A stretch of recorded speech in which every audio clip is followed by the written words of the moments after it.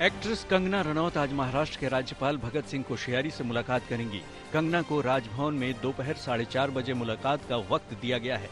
माना जा रहा है कि इस मुलाकात में कंगना महाराष्ट्र सरकार से जारी अपनी तनातनी और बीएमसी की हालिया कार्रवाई को लेकर राज्यपाल से शिकायत करेंगी। 9 सितंबर को बीएमसी ने कंगना के दफ्तर पर बुलडोजर चला दिया था। इसी दिन कंगना हिमाचल प्रदेश से मुंबई पहुंची थी।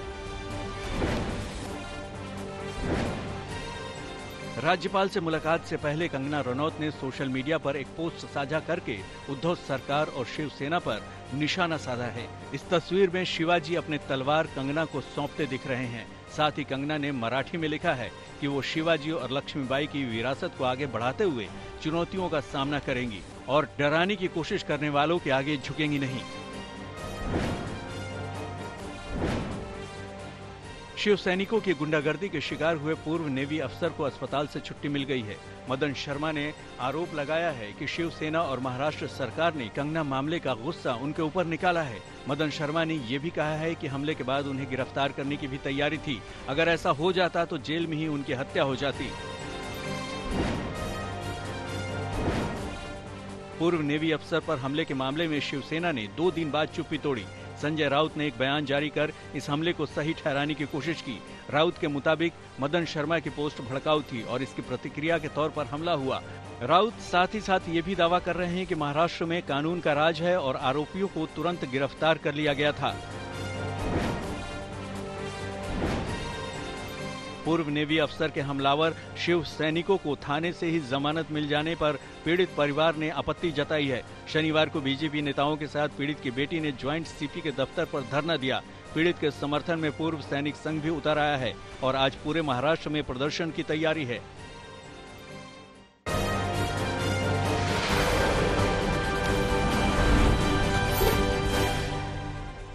रिया की ड्रग्स मंडली पर एनसीबी का शिकंजा और कसता जा रहा है। शनिवार को एनसीबी ने मुंबई से लेकर गोवा तक छापेमारी की, जिसमें 7 ड्रग्स डीलर और पेडलर दबोचे गए। इन्हीं में से एक है केजे उर्फ करमजीत।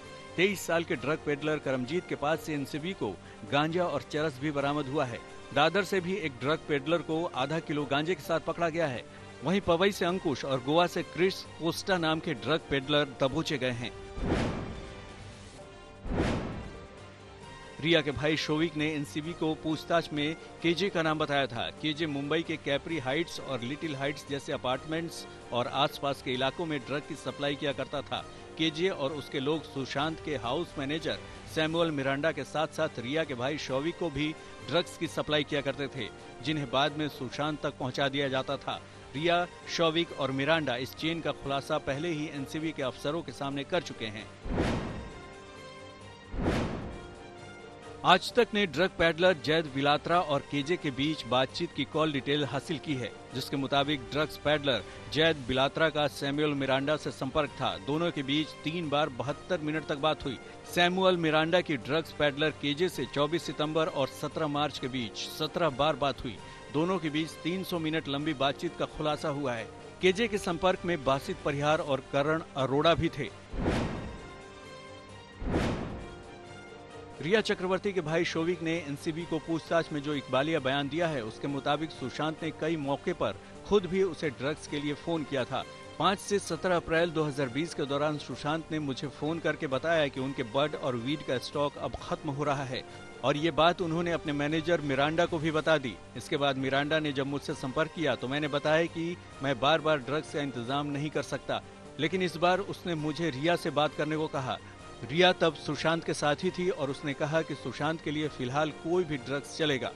उसके बाद मैंने बासित से बात की और उन्हें बताया कि बासित के पास फिलहाल बड या वीड नहीं, सिर्फ हशीश ही रखी है। दोनों इसके लिए तैयार हो गए। तब मैंने बासित के जरिए सुशांत के स्टाफ दीपेश सावंत के पास हशीश की डिलीवरी कराई। रिया की ड्रग्स मंडली से एनसीबी को 25 बॉलीवुड सेलिब्रिटीज के ड्रग्स कनेक्शन का पता चला है। अब एनसीबी ने डोजियर तैयार कर इनसे पूछताछ की तैयारी कर ली है। माना जा रहा है कि जल्द ही इनमें से कुछ सेलिब्रिटीज को पूछताछ के लिए बुलाया जा सकता है।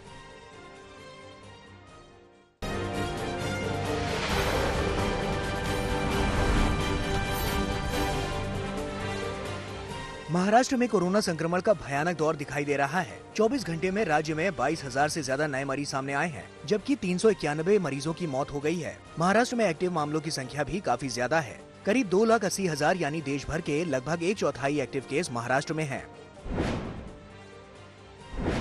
दिल्ली में भी कोरोना संक्रमण का दोबारा उछाल डरावना रुख अख्तियार कर रहा है। बीते 24 घंटे में राजधानी में 4,321 नए मामले दर्ज हुए हैं, जबकि 28 मरीजों की मौत हो गई। 19% से आगे जा चुकी दिल्ली की कोरोना रिकवरी दर एक बार फिर से घटकर 84% पर आ गई है। दक्षिण भारत में भी कोरोना संक्रमण लगातार बढ़ रहा है। कर्नाटक के आंकड़े तेजी से बढ़ रहे हैं। 24 घंटे में राज्य में 9,140 मामले सामने आए। इसमें से करीब 3,500 मरीज सिर्फ बेंगलुरु में हैं, जबकि 94 लोगों की मौत हो गई है। आंध्र प्रदेश में 24 घंटे में करीब 10,000 मामले सामने आए, जबकि 67 मरीजों की मौत हो गई। एलएसी पर तनाव के मद्देनजर भारत और चीन के बीच सैन्य बैठक बेनतीजा रही। चुशूल में शनिवार को दोनों सेनाओं के बीच ब्रिगेडियर स्तर की बैठक करीब 4 घंटे तक चली, लेकिन इसमें तनाव घटाने को लेकर कोई खास फैसला नहीं हो पाया। उधर मॉस्को में भारत और चीन के विदेश मंत्रियों की बैठक को लेकर भारत के विदेश मंत्रालय ने बयान जारी किया है। इसमें कहा गया है कि तनाव कम करने के लिए एलएसी पर सेना की तैनाती कम करनी होगी। साथ ही चीन को साफ संदेश दिया गया है कि वो समझौतों का सम्मान करे।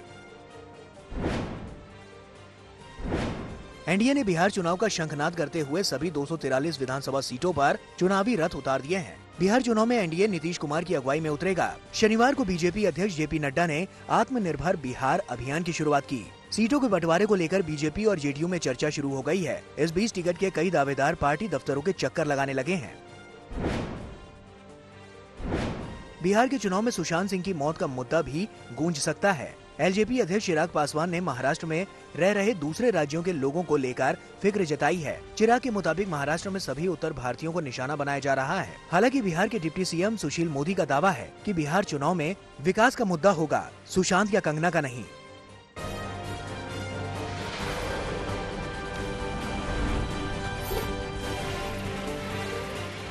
मध्य प्रदेश के हरदा जिले में केंद्रीय टीम ने बाढ़ प्रभावित क्षेत्रों का दौरा किया। उनके साथ प्रदेश के कृषि मंत्री कमल पटेल भी थे। हरदा में 29 अगस्त से 31 अगस्त के बीच बारिश से करोड़ों का नुकसान हुआ। कई लोगों के मकान बाढ़ में बह गए थे। राज्य सरकार का कहना है कि अकेले वो इस त्रासदी से नहीं निपट सकते, लिहाजा केंद्र सरकार से राहत पैकेज की मांग की है। एमपी के बुरहानपुर में 1 घंटे की मूसलाधार बारिश ने शहर को पानी पानी कर दिया। सिंदीपुरा, लोहार मंडी, बुधवारा और शनिवारा में कमर के बराबर पानी भरने से लोग मुसीबत में फंस गए। शहर के रास्ते तालाब जैसे हो गए। सड़क पर जा रहा एक तांगा डूब गया। उसमें बैठी सवारियों की जान स्थानीय लोगों ने कड़ी मशक्कत के बाद बचाई। 2 घंटे की बारिश ने शहर की पोल खोल दी।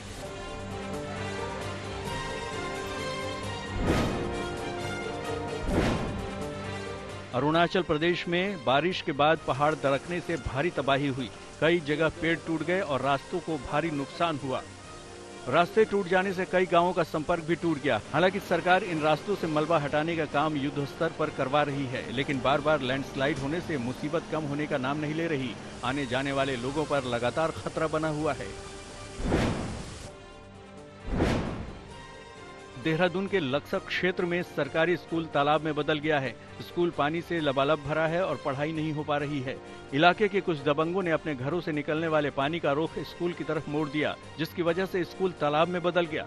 लोगों ने इसकी शिकायत शिक्षा विभाग और उप जिलाधिकारी से भी की, लेकिन प्रशासन हाथ पर हाथ धरे बैठा है और स्कूल बर्बादी का शिकार है।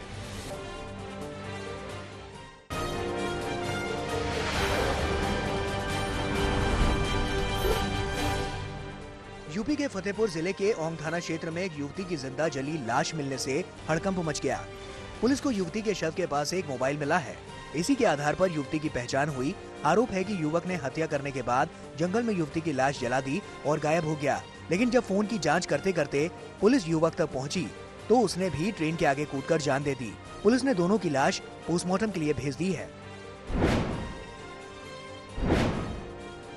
यूपी के फिरोजाबाद में एक भीषण सड़क हादसे में एक की मौत और 12 लोग घायल हो गए। शिकोहाबाद में कोठी गांव के समीप रोडवेज बस मिट्टी से लदे डंपर से टकरा गई। टक्कर इतनी जबरदस्त थी कि बस पूरी तरह से क्षतिग्रस्त हो गई।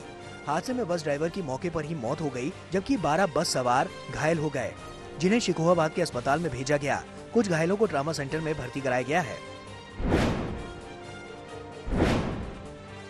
सूरत पुलिस ने एक इंटरनेशनल सेक्स रैकेट का पर्दाफाश किया है। एक स्पा में छापा मारकर एक बांग्लादेशी लड़की को गिरफ्तार किया गया, जिसे मोबाइल दिलाने के बहाने पहले बॉर्डर पार कराया गया, फिर अलग अलग शहरों में दलालों को बेचा गया।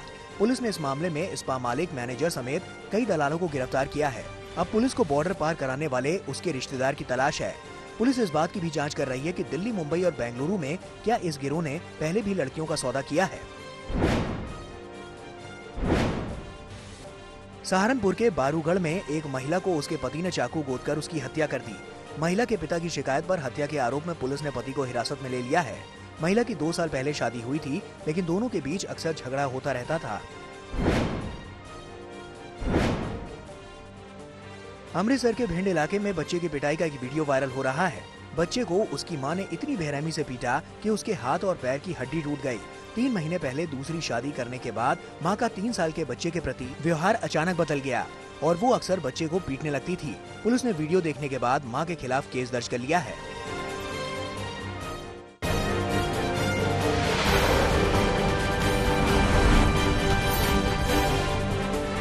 उत्तर प्रदेश के आजमगढ़ में एक शख्स की सनसनीखेज हत्या का मामला सामने आया है। मामला आजमगढ़ के देवगांव का है।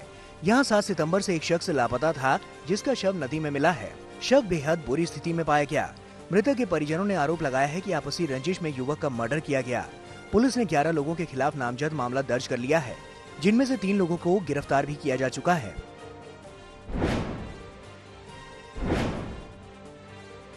यूपी के बाराबंकी में पुलिस के हत्थे 5 शातिर बदमाश चढ़े हैं। पुलिस ने आरोपियों के पास से चोरी किए गए लाखों के जेवरात, असलहा, लैपटॉप और 40,000 रुपए नकद बरामद किए। बताया जा रहा है कि बदमाशों का ये गैंग सीतापुर का है और ये बाराबंकी और लखनऊ में जिन्हीं जगहों पर चोरी की वारदात को अंजाम देते थे। गिरफ्तार किए जाने के बाद आरोपियों ने बताया है कि उनके पास से बरामद माल लखनऊ में की गई 3 चोरियां और बाराबंकी में की गई 2 चोरियों का है।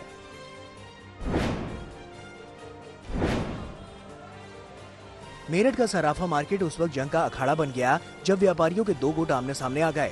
दरअसल 4 दिन पहले यहाँ अमन जैन नाम के सराफा व्यापारी से बदमाशों ने 10 लाख रुपए और 5 किलो चांदी लूटने के बाद व्यापारी की हत्या कर दी थी। लूट और हत्या के बाद व्यापारियों ने बाजार बंद करने का आह्वान किया था, मगर कुछ व्यापारियों ने बाजार बंद करने से इनकार कर दिया।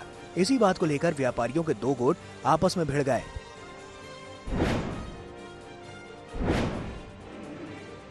मध्य प्रदेश के राजगढ़ में न्यायाधीश के बंगले से चंदन का पेड़ काटकर ले जाने वाले 3 आरोपियों को पुलिस ने गिरफ्तार कर लिया।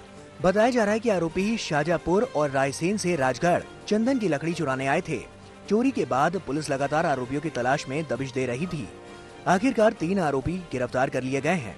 बाकी के आरोपियों की तलाश जारी है। पुलिस ने पकड़े गए आरोपियों के पास से चोरी की गई चंदन की लकड़ी और ऑल्टो कार जब्त की है।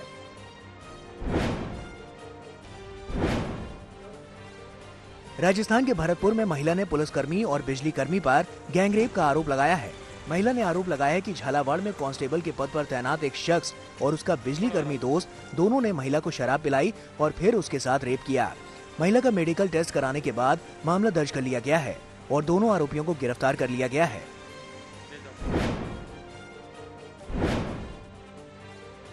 महाराष्ट्र के बुल्ढाना में बैंक मैनेजर की पिटाई का वीडियो वायरल हुआ है। तस्वीरों में साफ तौर पर देखा जा सकता है कि कुछ लोग बैंक मैनेजर को न सिर्फ पीट रहे हैं बल्कि भद्दी गालियां भी दे रहे हैं। बताया जा रहा है कि वीडियो मलकापुर का है और बैंक मैनेजर को गाली देकर पीटने वाले मलकापुर में कांग्रेस के तालुका अध्यक्ष संभाजी शिर्के और उनके कार्यकर्ता हैं।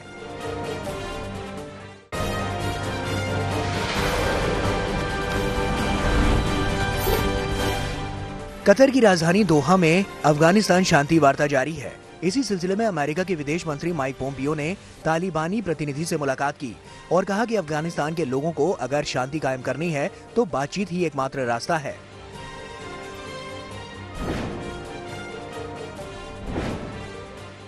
रूस के राष्ट्रपति व्लादिमीर पुतिन ने सर्बिया के राष्ट्रपति से माफी मांगी है।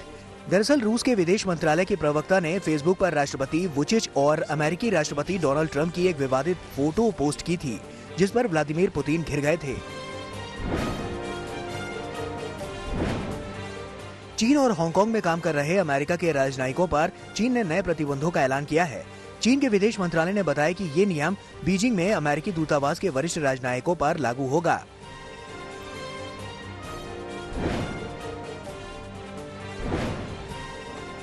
कैलिफोर्निया में जंगलों की भयानक आग लगातार बढ़ती जा रही है और अब ये अमेरिका के कई पश्चिमी राज्यों में फैल चुकी है। इस भीषण आग से अब तक 23 लोगों की मौत हो गई है, जिसके बाद आग बुझाने के लिए इजराइल से दमकल कर्मियों की 10 टीमों को बुलाया गया।